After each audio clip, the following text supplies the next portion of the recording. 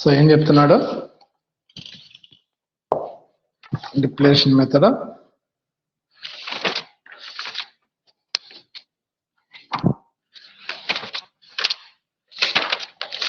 Last ప్రాబ్లమా? Right. A mine was acquired at a cost rupees 20 lakhs. 20 లక్షలకు తీసుకున్నాడు on 1st July 2013. It was expected it would be yield 2 lakhs tons of minerals in all. So కాబట్టి మనకు ఆ 20 lakhs cost పెట్టుకున్నది ఎన్ని turns వస్తుంది? 2 lakhs వస్తుంది.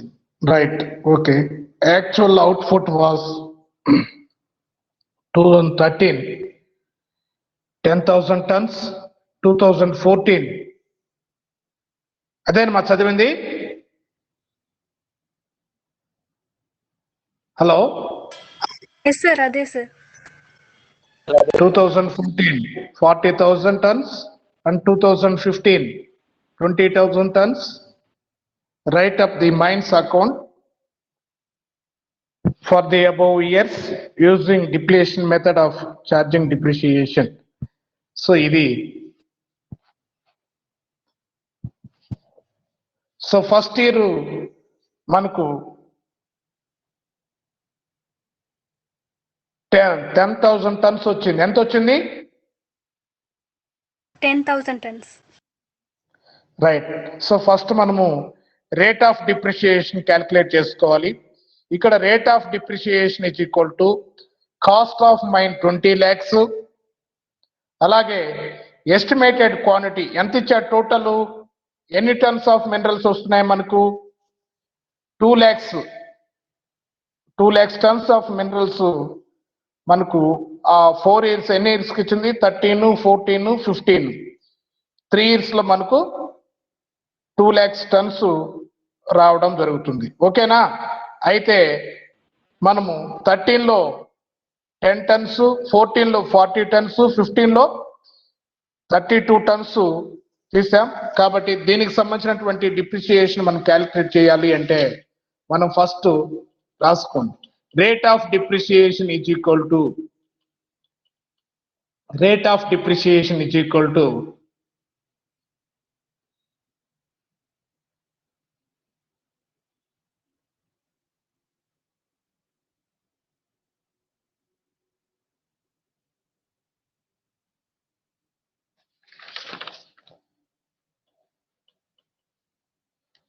cost of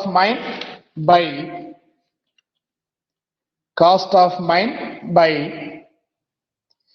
estimated quantity to be raised. Estimated quantity to be raised is equal to 20 lakhs by 2 lakhs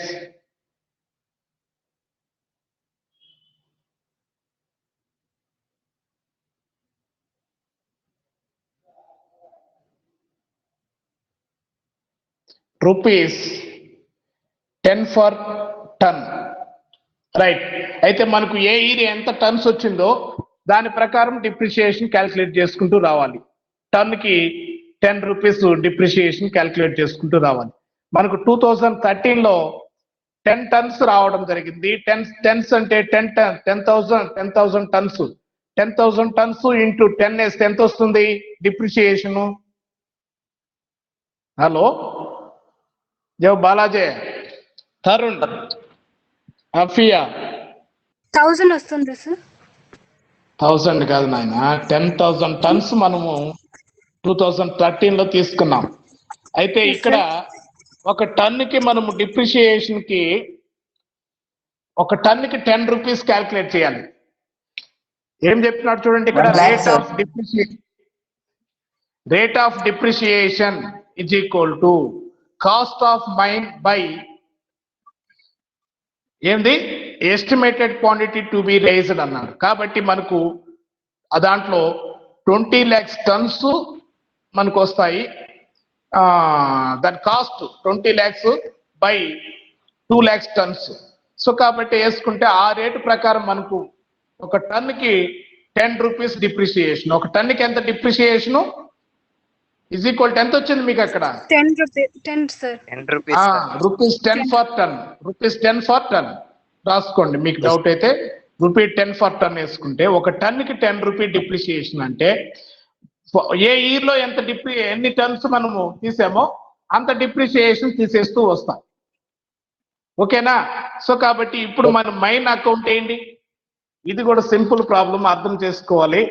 ఏం లేదు, ton total cost by ఎన్ని టన్స్ ఆఫ్ మినరల్స్ మనకు వస్తాయంటే 2 lakhs tons క్వాంటిటీ మనకు వస్తుంది అన్నాడు. కాబట్టి 20 lakhs by 2 lakhs ఇస్తే ఫర్ 10 rupees ఫర్ టన్ కి డిప్రిసియేషన్ క్యాలిక్యులేట్ చేయాలి. కాబట్టి మనకు 3 years క్యాలిక్యులేట్ చేయమండి. 13 లో 10 tons, 14 లో 40 tons, అవునా?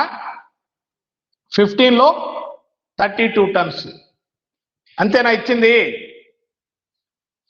Yes sir. కాబట్టి రైట్, ఇప్పుడు మైన్స్ అకౌంట్ గీయండి. మైన్ అకౌంట్ లో డెబిట్ సైడ్, మైన్ అకౌంట్ లో డెబిట్ సైడ్ 5 నిమిషాలకి వేసొచ్చు ప్రాబ్లం. అది ఏ ఇయర్? 2013. ఎప్పుడు పర్చేజ్ చేసింది? July 1st. 1st July sir. A mine was acquired at a cost of rupees 20 lakhs sorry on 1st July 2013 అన్నాడు. కాబట్టి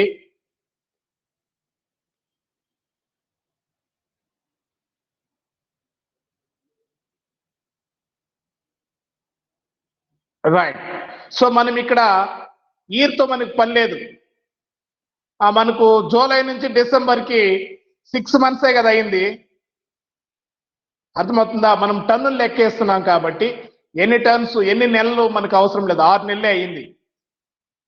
July 1ని purchase చేసాం, దాన్ని మనం తీసుకోవడం జరిగింది. అక్వైర్డ్ డేట్ వచ్చేసి July 1st 2013. మనం టన్స్ లెక్కన కడుతున్నాం కాబట్టి మనకు మంత్స్ లో ఇప్పుడు మనకు 10 టన్నులకి ₹10 లెక్కన ₹1,00,000 6 నెలలకని మనం క్యాల్కులేట్ చేయకూడదు. మొత్తం 6 నెలల్లో అయినా వాడు ఎన్ని టన్స్ తీశాడు? 10,000 టన్నులు తీశాడు. ఎన్ని టన్నులు తీశాడు? 10,000 టన్నులు తీశాడు. టన్నుకి ₹10 లెక్కన డిప్రిసియేషన్ 1 lakh అవుతుంది. కాబట్టి మనము debit side 2013 July 1st to bank account 20 lakhs. To bank account 20 lakhs. Credit side 2013 December 31st. 2013 December 31st. 2013 December 31st. By depreciation account. By depreciation account.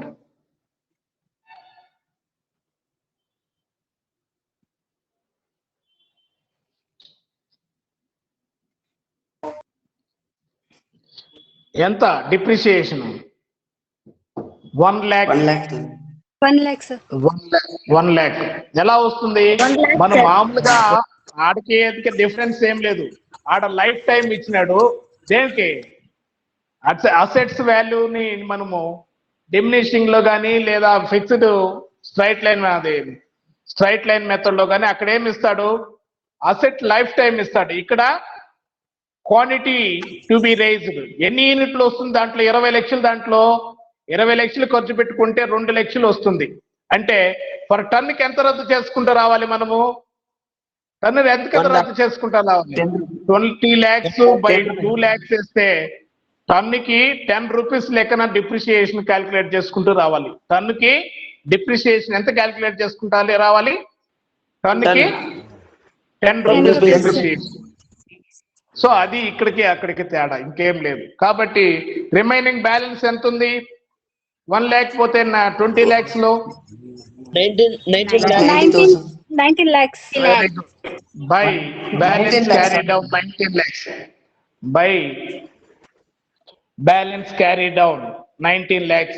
తొందరగా వేస్తే రిజర్వ్స్ అది చెప్దాం. Provisions, reserve second unit start చేద్దాం.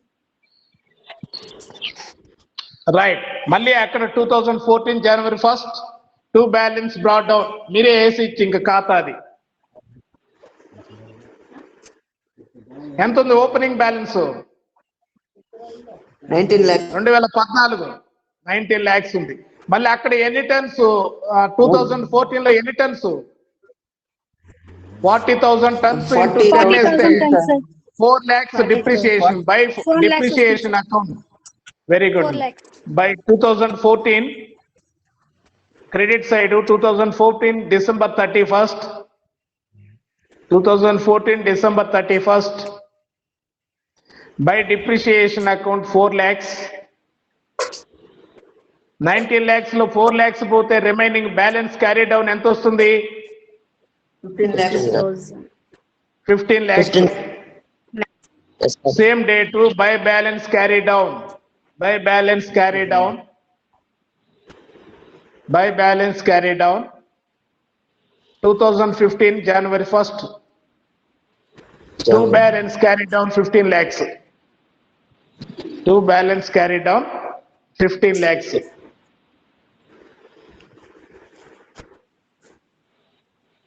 Okay.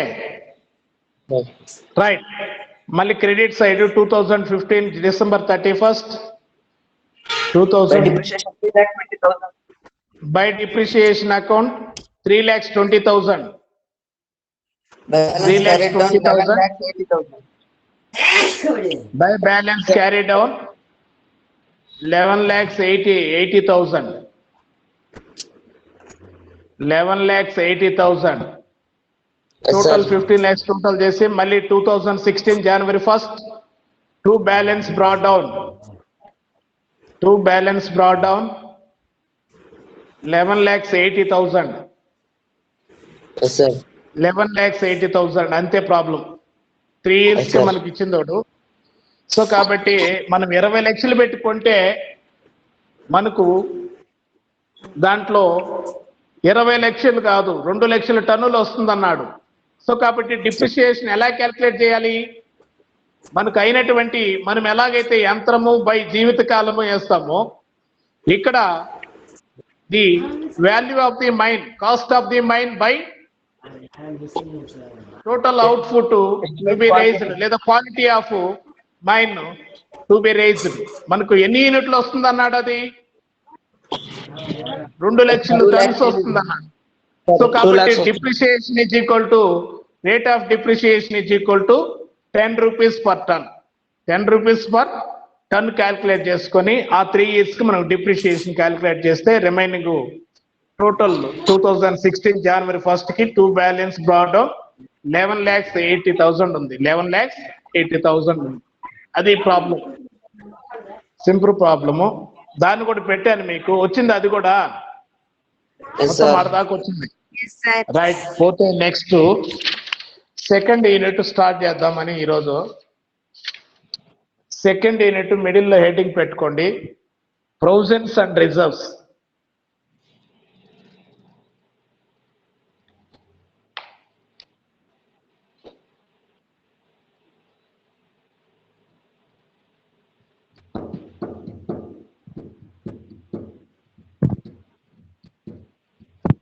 Yes, sir.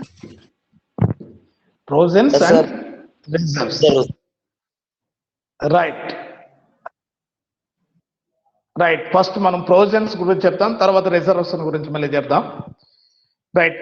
కాకపోతే మనము provisions అంటే ఏంటి, first ఎందుకు ప్రొవిజన్స్ ఏర్పాటు చేయాలి, what is provisions and what is the need off to provide provisions, ఎందుకు ఏర్పాటు చేయాలి ప్రొవిజన్స్? ముందు జాగ్రత్త కోసం. Profit and loss గురించి. ముందు జాగ్రత్త కోసం. ఆ? Profit and loss. సో కాబట్టి వ్యాపారము అనేది వ్యాపారంలో అనేక ఒడిదుడుకులు ఉంటాయి. There are many risks and uncertainties in business. వ్యాపారం అనేది చాలా రిస్క్ తో కూడుకున్నటువంటిది. అలాగే అనిశ్చిత ఏమంటాం దాన్ని, అన్సర్టనిటీని అనిశ్చిన్నత ఏదో అనిశ్చిన్నత అంటాం. అంటే ఏది మనం ఎక్స్పెక్ట్ చేయలేం, ముందుగా నాకు కరెక్ట్ గా లాభాలు వస్తాయని ఎక్స్పెక్ట్ చేయలేం, అనేక అవరోధాలు ఎదుర్కొనవలసి వస్తుంది. కాబట్టి వ్యాపారం అనేది మనకు అనేక ఒడిదుడుకులతో కూడుకున్నటువంటిది. కాబట్టి మనము ఈ ఒడిదుడుకుని ఎదుర్కోవాలి అనే ఉద్దేశంతో ఈ ఒడిదుడుకుల్ని ఎదుర్కొనడానికి ఒడిదుడుకులు వచ్చినప్పుడు వాటిని ఆర్థికంగా ఎదుర్కొనడానికి, ఆర్థికంగా సంస్థ యొక్క పరిస్థితి దెబ్బతినకుండా వాటిని ఎదుర్కొనడం కోసం ముందుగా మనము, అంటే అది తెలిసిన బాధ్యత అయినప్పటికీ సరే, అంటే మనకు అరువు అమ్మకాలు ఉంటే రాని బాకీలు ఏర్పడతాయని తెలుసు, కానీ ఎంత అనేది మనకు ఖచ్చితంగా తెలియదు. అది ఎంత అని ఖచ్చితంగా తెలిస్తే దాన్ని వ్యయము అంటాము, ప్రొవిజన్ అనం. అర్థమవుతుందా? మనకు అది తెలిసిన బాధ్యత అయినా మనము దానికోసం ముందుగా ఏర్పాటు చేసి పెట్టుకుంటున్నాం. ఎందుకంటే అరువు అమ్మకాలు ఉన్నాయి అంటే రాని బాకీలు అనేటివి ఏర్పడతాయి. కానీ మనం ఏర్పాటు చేసి పెట్టుకున్నటువంటి ప్రొవిజన్ కన్నా ఎక్కువైనా కావచ్చు, తక్కువైనా కావచ్చు, కానీ ఖచ్చితంగా తెలియదు ఇంత అవుతాయి. రాని బాకీలు రాబోయేటువంటి సంవత్సరానికి ఎంత ఉంటాయి అనేది మనం ముందుగా ఖచ్చితంగా చెప్పలేం. కాకపోతే దాన్ని ఉన్నటువంటి డెటార్స్, రుణగ్రస్తుల వాల్యూ మీద ఒక 5%, 10%, లేకపోతే 2% ఎంత అనేది మనము ప్రొవిజన్కి ఏర్పాటు చేసుకుంటాం. ఎందుకయ్యా అంటే అది దీనికైనా రాని బాకీలు ఏర్పాటనే కాదు. కొన్నిసార్లు ఇలాంటి పరిస్థితులు, ఇప్పుడు కరోనా వచ్చింది, లాక్డౌన్, అమ్మకాలు లేవు, నష్టాలు వస్తాయి. అలాంటి నష్టాలు వచ్చినప్పుడు వాటాదారులకి డివిడెండ్ చెల్లించాలి కదా. కాబట్టి ఇలాంటి పరిస్థితులు, అమ్మకాల ద్వారా ఏర్పడేటువంటి నష్టాలని ఎదుర్కొనడానికి, లేదా అనేక ఒడిదుడుకులు, వ్యాపారం అనేది అనేక ఒడిదుడుకులతో కూడుకున్నటువంటిది. కాబట్టి ఆ వ్యాపారంలో వచ్చినటువంటి ఆ ఒడిదుడుకుల్ని ఎదుర్కొనడానికి, ఇంకా ఏదైనా మనకు తెలిసినటువంటి బాధ్యత అయినప్పటికీ ఆ మొత్తం ఎంతో తెలియదు. ఇప్పుడు ఆదాయ పన్ను కట్టాలి, ప్రతి కంపెనీ ఇన్కమ్ ట్యాక్స్ కట్టాలని తెలుసు. ఎంతో మనకు నెక్స్ట్ ఇయర్ మనం ఫైనల్ అకౌంట్స్ ప్రిపేర్ చేసేదాకా మనకు ముందుగా తెలియదు ఎంత లాభం వచ్చింది, లాభం మీద ఎంత కట్టాలి అని. ప్లస్ ఎవ్రీ ఇయర్ గవర్నమెంట్ అనేది ఇన్కమ్ ట్యాక్స్ రేట్స్ మార్చొచ్చు. అర్థమవుతుందా? అలాగే తరుగుదల అనేది ఏర్పడుతుంది స్థిరాస్తుల మీద. ఎంత ఏర్పడుతుంది అనేది మనకు తెలియదు ముందుగా, అవునా? సో ఇలా మనం తరుగుదల కోసం ఏర్పాటు తీసుకున్నా, రాని బాకీల కోసం ఏర్పాటు తీసుకున్నా, ఆదాయ పన్ను కోసం ఏర్పాటు చేసుకున్నా, లేదా ఇంకొక రిపేర్స్ అండ్ రెన్యువల్స్ కోసం ఏర్పాటు చేసినా, లేదా ఏదైనా అదర్ లైబిలిటీస్ కోసం ఏది ఏర్పాటు చేసినా, భవిష్యత్తులో రాబోయే మనకు తెలిసినటువంటిదైనా సరే దానికోసం ముందుగా మనకు ఎంత అనేది మొత్తం తెలియదు. కాకపోతే మనము దాని మీద ఒక ఎస్టిమేషన్ లో, ఆ రుణగ్రస్తుల మీద, లేకపోతే యంత్రం మీదో, లేకపోతే మనకు వచ్చేటువంటి గత ప్రీవియస్ ఇన్కమ్ ట్యాక్స్ మీద, ఊరికే మనకు ఎస్టిమేషన్ మీద మనకు వచ్చేటువంటి లాభాల్లో కాదు, ముందుగా లాభ నష్టాల ఖాతాకు డెబిట్ చేసేటువంటి, ఛార్జ్ చేసేటువంటి వాటిని మనము ప్రొవిజన్స్ అంటాము. అదే లాభాలు వచ్చిన తర్వాత మళ్ళిస్తే వాటిని రిజర్వ్స్ అంటాం. వీటిలో రెండింటికి మధ్యగా సింపుల్ డిఫరెన్స్ ఉంది, ప్రొవిజన్స్ అండ్ రిజర్వ్స్. ప్రొవిజన్స్ అనేటివి మనకు తెలిసినటువంటి బాధ్యత అయినా రాని బాకీలు ఏర్పడతాయి, లేకపోతే ఇంకోటి తరుగుదల ఏర్పడుతుంది, లేకపోతే ఆదాయ పన్ను చెల్లించాలి, లేకపోతే రిపేర్లు వస్తాయి, లేదా ఆగంతుకాలు ఏదైనా అనుకునేటువంటి సంఘటన వల్ల ఏదైనా బాధ్యతలు ఏర్పడతాయి. ఇలాంటివన్నీ ఏర్పడతాయని మనకు తెలుసు. కానీ వాటి కోసం ముందుగా మనము లాభ నష్టాల ఖాతాకు ఛార్జ్ చేసేటువంటి మొత్తాన్ని మనము ప్రొవిజన్స్ అంటాం. అలాగే అయితే ఆ మొత్తము అనేది మనం ఏర్పాటు చేసుకున్నటువంటి మొత్తం కన్నా ఎక్కువైనా కావచ్చు, తక్కువైనా కావచ్చు. ఫర్ ఎగ్జాంపుల్ మనము 10,000 ఏర్పాటు చేసి పెట్టుకున్నాము సంశయాత్మక డౌట్ఫుల్ డెట్స్ కోసము. మనకు ఆ సంవత్సరం నెక్స్ట్ ఇయర్ కి అంటే 2020లో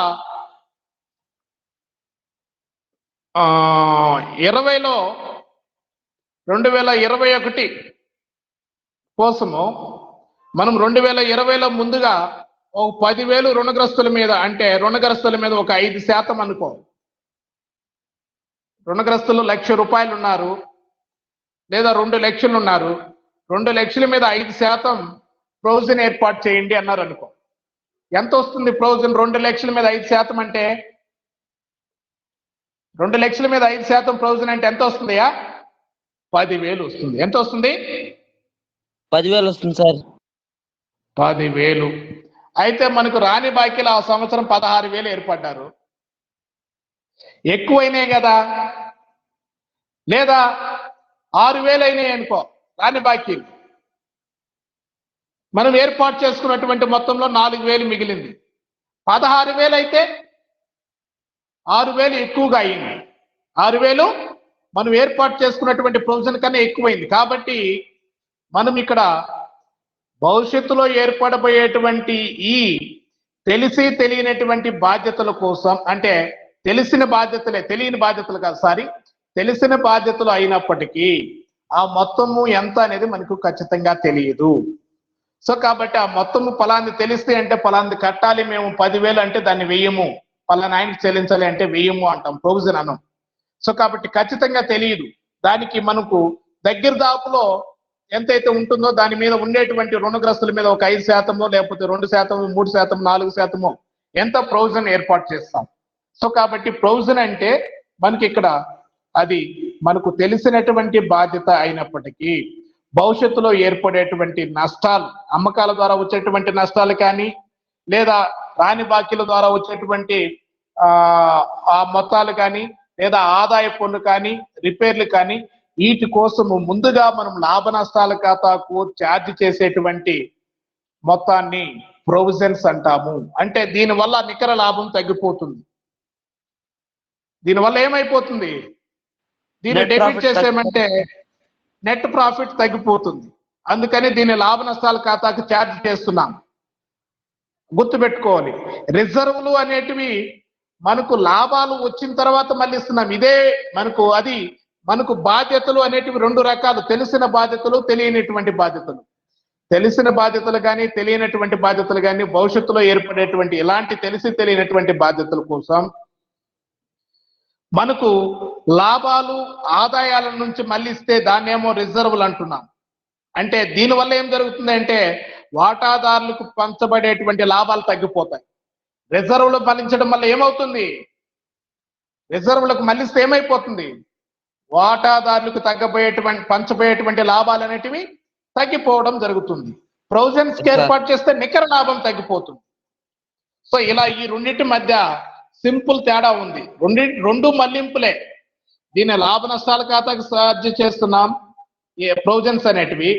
రిజర్వులు అనేటివి లాభాలు నష్టాలు, లాభాలు వచ్చిన తర్వాత. అంటే ఇంకొక పాయింట్ కూడా మనం ఇక్కడ గమనించవచ్చు. ఏంది అంటే రిజర్వులు అనేటివి లాభాలు ఉంటేనే సృష్టిస్తారు. ప్రొవిజన్స్ అనేటివి లాభాలు లేకపోయినా మనకు ముందుగా లాభం వస్తుందని తెలియకపోయినా మనం ప్రొవిజన్ చేస్తున్నాం. కాబట్టి అంటే నష్టాలు ఉన్నప్పుడు కూడా ప్రొవిజన్ ఏర్పాటు చేయొచ్చు.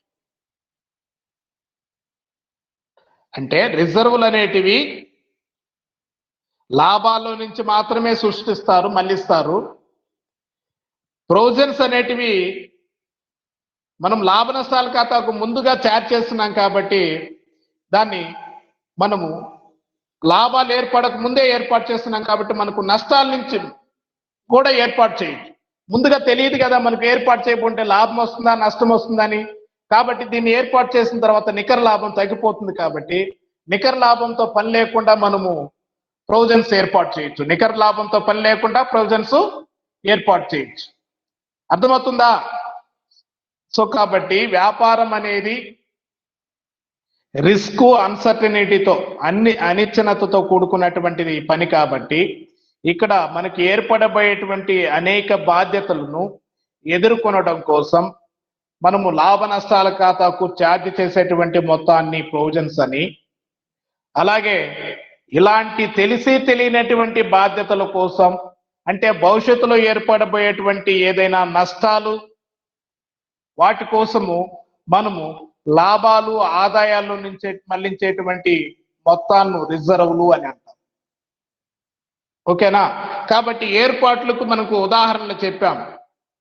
Provision for doubtful debts, provisions for repairs and renewals, provision for income tax, provision for contingencies, provision for income tax, provision for ఇంకా డిప్రిసియేషన్. సో ఇవన్నీ ఎగ్జాంపుల్స్ ప్రొవిజన్స్ కి. అర్థమవుతుందా? సో కాబట్టి ప్రొవిజన్స్ వేరు, రిజర్వ్స్ వేరు. రిజర్వ్స్ అనేవి మనం లాభాల్లో నుంచి మళ్ళిస్తున్నాం కాబట్టి ఇవి లాభ నష్టాల వినియోగిత ఖాతాలో చూపిస్తాం. ప్రొవిజన్స్ అనేటివి మనము నికర లాభంకి ముందే మళ్ళిస్తున్నాం కాబట్టి ఇవి లాభ నష్టాల ఖాతాకి డెబిట్ చేస్తే ప్రొవిజన్స్. రిజర్వ్స్ అనేటివి లాభ నష్టాల వినియోగిత ఖాతా అని ఉంటుంది. Third part, first trade account, second one profit and loss account, third one లాభ నష్టాల సర్దుబాటు ఖాతా అంటాం. సారీ, లాభ నష్టాల వినియోగిత ఖాతా. లాభ నష్టాల appropriate profit and loss account.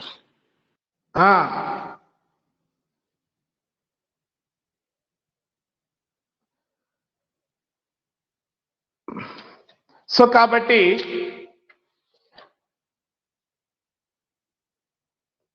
వీటికి సంబంధించినటువంటి అకౌంటింగ్ విధానం ఎలా ఉంటుంది అనేది మనకి ఇక్కడ ఇంపార్టెంట్.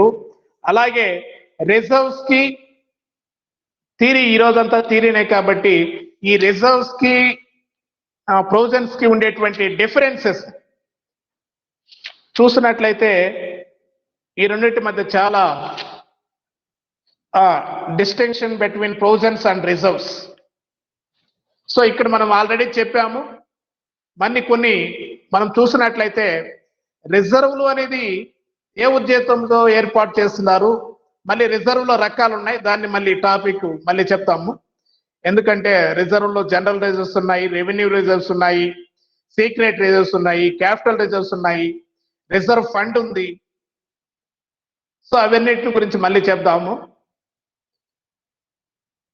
అయితే ఇక్కడ రిజర్వ్స్ ప్రొవిజన్స్ కి మధ్య ఉండేటువంటి distinctions between provisions and reserves, వీటి మధ్య ఉండేటువంటి తేడాలు ఏంటి మనం అబ్జర్వ్ చేసినట్లయితే ఫస్ట్ రిజర్వ్స్ యొక్క ఆబ్జెక్టివ్, ఉద్దేశం ఏంటి? ఏ ఉద్దేశంతో రిజర్వ్స్ ఏర్పాటు చేస్తున్నాము? అలాగే ప్రొవిజన్స్ యొక్క ఆబ్జెక్టివ్ ఏంటి? ఏ ఉద్దేశంతో ప్రొవిజన్స్ ఏర్పాటు చేస్తున్నాము? రెండిటి యొక్క ఉద్దేశం వేరు. ప్రొవిజన్స్ ఏ ఉద్దేశంతో అంటే ఒక ప్రత్యేక ధ్యేయం కోసం స్పెషల్ ఆబ్జెక్ట్ తో మనము ప్రొవిజన్స్ ఏర్పాటు చేస్తున్నాం. అంటే రాని బాకీల కోసం ఏర్పాటు, ఆదాయ పన్ను కోసం ఏర్పాటు, తరుగుదల కోసం ఏర్పాటు, లేదా రిపేర్స్ అండ్ రెన్యువల్స్ కోసం ఏర్పాటు, లేదా ఏదైనా కంటింజెన్సీస్ కోసం ఏర్పాటు, ఆగంతకాల కోసం ఏర్పాటు. ఆడ పేర్లోనే ఉంది స్పెసిఫిక్, ఒక ప్రత్యేక ధ్యేయం కోసం అంటున్నాం. సంశయాత్మక రాని బాకీల కోసం ఏర్పాటు అంటున్నాం, డౌట్ఫుల్ డెట్స్ కోసం ప్రొవిజన్ అంటున్నాం. అంటే ఒక ప్రత్యేక ధ్యేయం కోసం. రిజర్వ్లు అనేటివి అలా కాదు, భవిష్యత్తులో ఏర్పడబడేటువంటి నష్టాలను ఎదుర్కొనడం కోసం రిజర్వ్లు ఏర్పాటు. ఎవరది?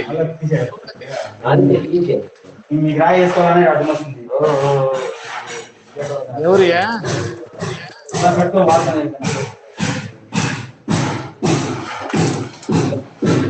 ఇది గీజరా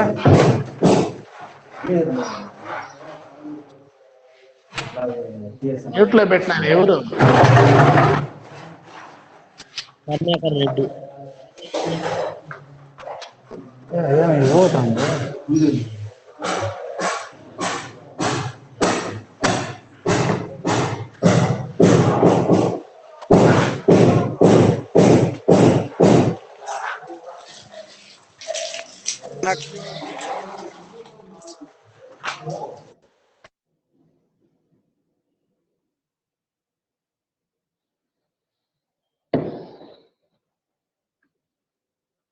రైట్.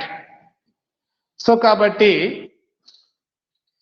ఇక్కడ ప్రొవిజన్స్ అనేటివి ఒక ప్రత్యేక ధ్యేయం కోసం ఏర్పాటు చేయబడినటువంటివి కాబట్టి వాటిని ఉపయోగం నెక్స్ట్ యూజ్ వాటిని ఏ ధ్యేయంతో కోసం ఏర్పాటు చేయబడిందో ఆ ధ్యేయం కోసమే ఉపయోగిస్తారు ప్రొవిజన్స్. అర్థమవుతుందా? ఫస్ట్ మనము ఆబ్జెక్ట్ తీసుకున్నాం. What is the main object to provide provisions అంటే provisions are providing for a special object. మనము ఈ యొక్క ప్రత్యేక ధ్యేయం కోసం వాటిని ప్రొవైడ్ చేయడం జరుగుతుంది. మనం చెప్పాం ఎగ్జాంపుల్స్. ఓకే, రిజర్వ్స్ అనేటివి దేనికి సృష్టిస్తున్నారు? రిజర్వ్స్ భవిష్యత్తులో ఏదైనా నష్టాలు వస్తాయేమో వాటిని ఎదుర్కొనడం కోసం రిజర్వ్స్ అనేటివి, అంటే ఏదైనా ఆర్థిక ఇబ్బందులు వస్తాయి అనే ఉద్దేశంతో రిజర్వ్స్ ఏర్పాటు చేస్తున్నారు. సో ఈ రెండింటి యొక్క ఆబ్జెక్ట్ వేరు, ఈ రెండింటి యొక్క ఆబ్జెక్టు వేరు. అలాగే ఉపయోగం యూజ్ ప్రొవిజన్స్ అనేటివి మనము ఒక ప్రత్యేక ధ్యేయం కోసం ఏర్పాటు చేశాం కాబట్టి ఆ ప్రత్యేక ధ్యేయం కోసం మనము వాడుకుంటాం, వాటికే వాడాలి. అర్థమవుతుందా? అంటే వేరే వాటికి వాడకూడదు. అంటే ప్రత్యేక ధ్యేయం కోసం ఏర్పాటు చేస్తున్నాం కాబట్టి రాని బాకీల కోసం అంటే రాని బాకీల కోసం ఏర్పాటు అంటే రాని బాకీల కోసమే వాటిని వాడాలి. ఒకవేళ మిగిలితే వాడచ్చేమో కానీ ఫస్ట్ దేనికి వాడాలి? ఏర్పాట్లు అనేటివి ఏ ధ్యేయం కోసం ఏర్పాటు చేశామో ఆ ప్రత్యేక ధ్యేయం కోసం వాటిని ఏర్పాటు చేయాలి, వాడాలి, ఉపయోగించాలి. అలాగే రిజర్వులు అనేటివి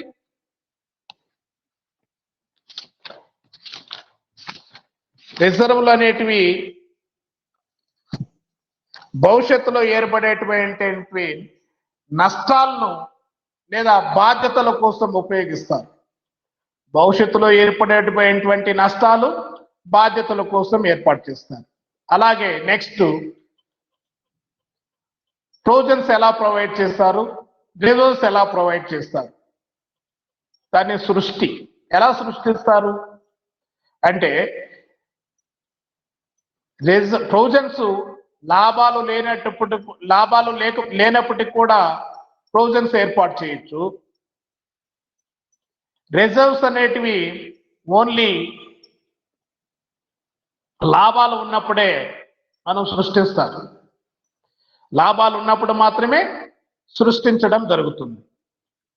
ఓకే,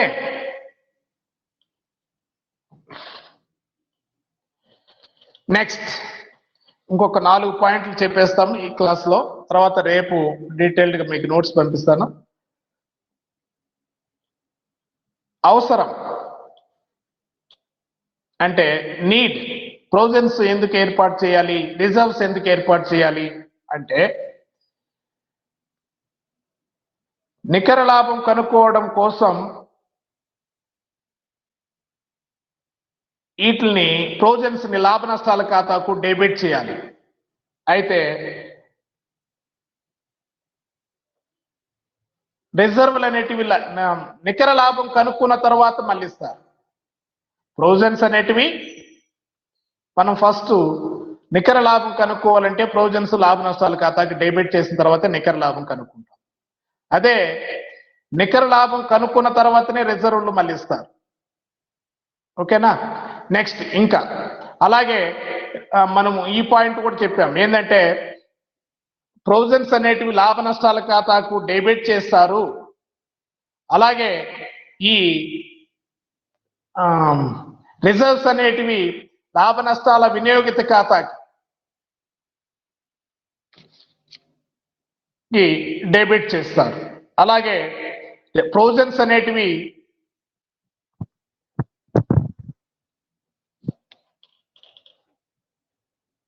మనం దేనికోసం అయితే ఏర్పాటు చేసామో ఆ సంబంధిత అంశాల నుంచి తీసివేస్తాం. ఇప్పుడు రాని బాకీల కోసం ఏర్పాటు అన్నామనుకోండి, దాంట్లో నుంచి రాని బాకీల్ని తీసివేస్తాం. ఓకేనా? సో కాబట్టి అలాగే రిజర్వులు అయితే ఆస్తి అప్పుల పట్టీలో అప్పుల కింద చూపిస్తారు. రిజర్వులు ఎక్కడ చూపిస్తారు? ఆస్తి అప్పుల పట్టిలో అప్పుల కింద చూపిస్తారు. అలాగే ప్రొవిజన్స్ అనేటివి లాభాలుగా పంచిపెట్టకూడదు. ప్రొవిజన్స్ అనేటివి ఎందుకంటే అవి లాభాలుగా ఒక ప్రత్యేక ధ్యేయం కోసం ఏర్పాటు చేసినటువంటివి కాబట్టి మనం వాటిని లాభాలుగా పంచిపెట్టకూడదు. అదే రిజర్వులు అనుకోండి, అవసరమైతే రిజర్వుల్ని ఈ మొత్తాలని కొంతమేరకు మనము అంటే ఏమి భవిష్యత్తులో ఎలాంటి మనకు అన్ని పరిస్థితులు బాగుండి ఎలాంటి భవిష్యత్తులో ఎలాంటి నష్టాలు ఆర్థిక ఇబ్బందులు లేవనుకోండి, అప్పుడు వాటిని లాభాలుగా పంచిపెట్టచ్చు. అర్థమవుతుందా? అలాగే రిజర్వులు బదిలీ, నెక్స్ట్ ట్రాన్స్ఫర్ అంటే మనము ప్రొవిజన్స్ ని రిజర్వ్స్ కి బదిలీ చేయకూడదు. అవసరం అనుకుంటే రిజర్వ్స్ కొంత మొత్తాన్ని ప్రొవిజన్స్ కి బదిలీ చేయొచ్చు. ప్రొవిజన్స్ రిజర్వ్స్ కి ట్రాన్స్ఫర్ చేయకూడదు. రిజర్వ్స్ లో కొంత మొత్తాన్ని ప్రొవిజన్స్ కి ట్రాన్స్ఫర్ చేయొచ్చు అవసరమైతే. So next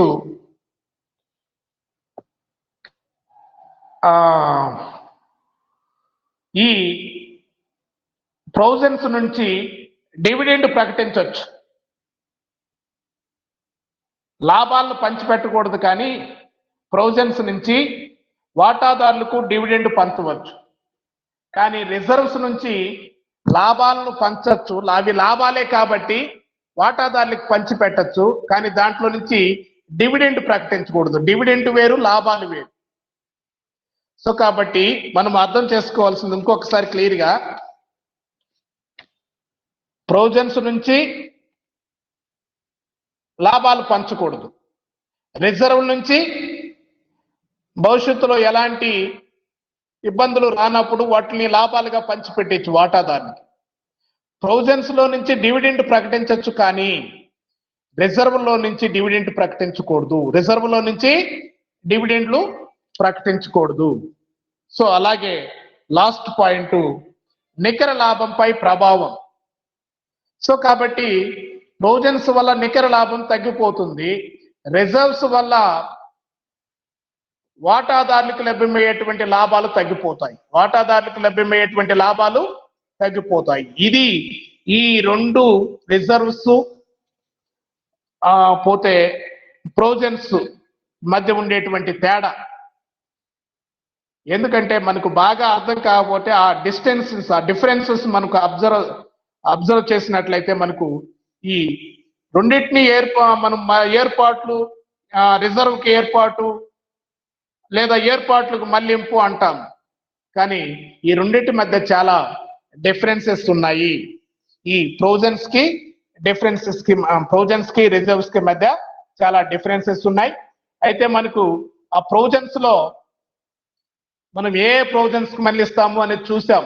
provision for bad debts, provision for depreciation, provision for income tax, provision for contingencies or provision for repairs and renewals, అవన్నీ మనము ప్రొవిజన్ ఏర్పాటు చేసేటువంటి దేనికైనా ఏర్పాటు చేసుకుంటాం.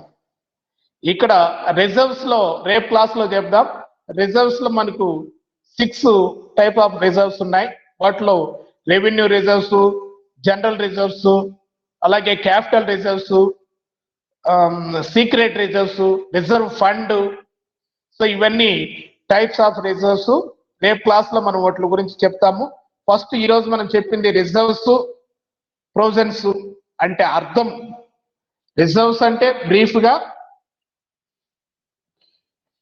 తెలిసి తెలియనటువంటి బాధ్యతల కోసం మనము అంటే భవిష్యత్తులో ఏర్పడబోయేటువంటి నష్టాలు, ఆర్థిక ఇబ్బందుల్ని, అలాంటి వాటిని మనము ఎదుర్కొనడం కోసం మనకు నికర లాభము లేదా ఆదాయం నుంచి మళ్లించేటువంటి మొత్తాన్ని రిజర్వులు అని.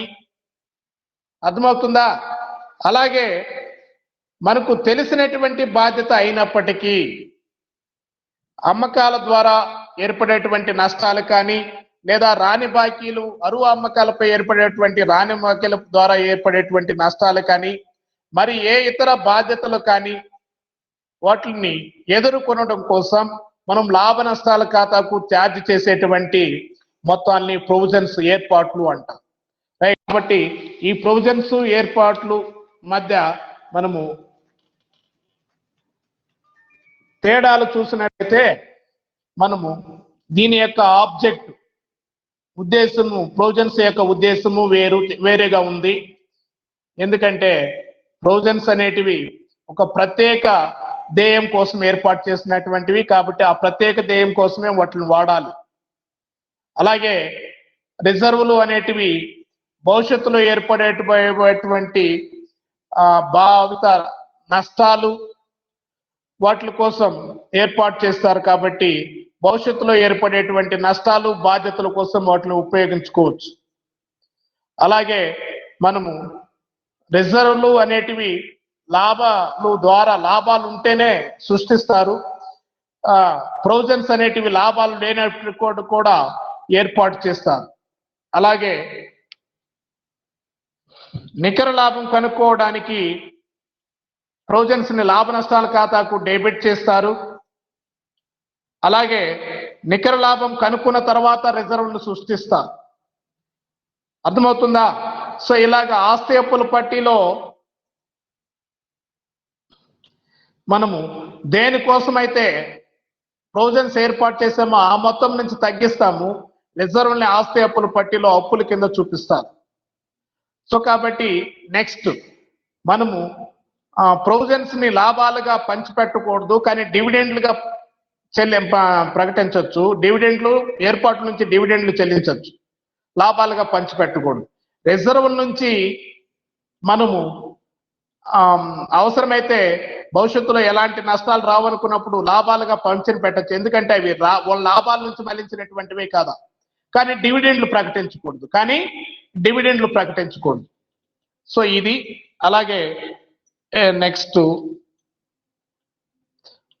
ప్రొవిజన్స్ వల్ల నికర లాభం తగ్గిపోతుంది, రిజర్వ్స్ వల్ల వాటాదారులకు పంపిణీ చేసేటువంటి లాభాలు తగ్గిపోతాయి. ఇలా ఈ రెండింటి మధ్య మనము డిఫరెన్సెస్ చూసాం. రేపు క్లాస్ లో ఈ టైప్స్ ఆఫ్ రిజర్వ్స్ గురించి రేపు క్లాస్ లో చెప్దాం.